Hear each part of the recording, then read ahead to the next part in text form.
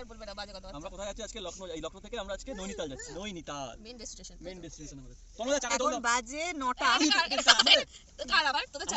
এখন বাজে 9টা, আমরা বেরোচ্ছি হোটেল থেকে।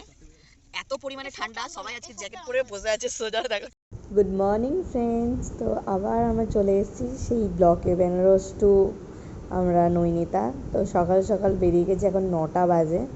সবাই গাড়িতে উঠেছে, খুব ঠান্ডা পড়েছিল সেদিন, সবাই জ্যাকেট পরেছিলাম। আর এই রাস্তায় যাওয়ার পথে আখের বাগান ছিল।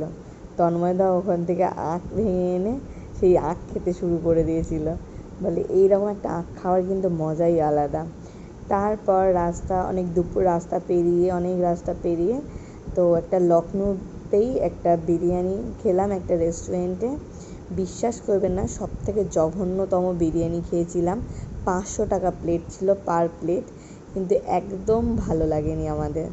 শুধু দুপুরবেলা মনে করেছিলাম যে ওখানটায় খাই, তো বেশ ভালো লাগছিলো, ফটো তোলা যাবে সেই হিসাবে আমরা ওখানে ঢুকেছিলাম।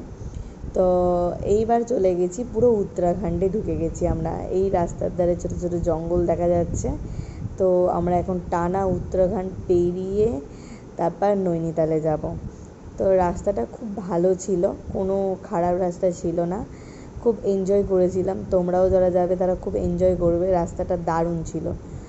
আর এইবার পাহাড়ের দিকে আমরা যাচ্ছি, দূরে দেখতে পাচ্ছ সেই পাহাড় দেখা যাচ্ছে। পাহাড় মানেই একটা আনন্দের বিষয়, আমার তো ভীষণ ভালো লাগে। পাহাড় দেখলে যেন মনটা আনছান আনছান করে। তো ভীষণ এনজয় করেছি, রাস্তাটা দারুণ লেগেছে। যখন উত্তরাখণ্ডে উঠছিলাম বেলার দিকে, তখন কিন্তু অনেকটাই গরম লাগছিল। গরম না, ঠিকঠাক ওয়েদার ছিল, মানে একেবারে গরম ছিল না। তো পাহাড় পেরিয়ে আমরা এখন নৈনিতালে যাব। আমাদের নৈনিতালে পৌঁছাতে কিন্তু সন্ধে হয়ে গেছিলো। আর নৈনিতালে যেতে যেতে মোটামুটি আমাদের 7টা বেজে গেছিলো। প্রচণ্ড ঠান্ডা ছিল। আমরা যে জায়গায় হোটেলটা নিয়েছিলাম সেটা ছিল ঠান্ডি সড়ক। তো ঠান্ডি সড়কে গিয়ে বুঝতে পারছিলাম যে কতটা ঠান্ডা। এত ঠান্ডা লাগছিল, মানে মনে হচ্ছিলো কেন এখানে আমরা হোটেলটা নিলাম। তারপর ওখানে গিয়ে হোটেলে সব রেখে ফ্রেশ হয়ে আর চলে এসেছি নৈনি লেকে।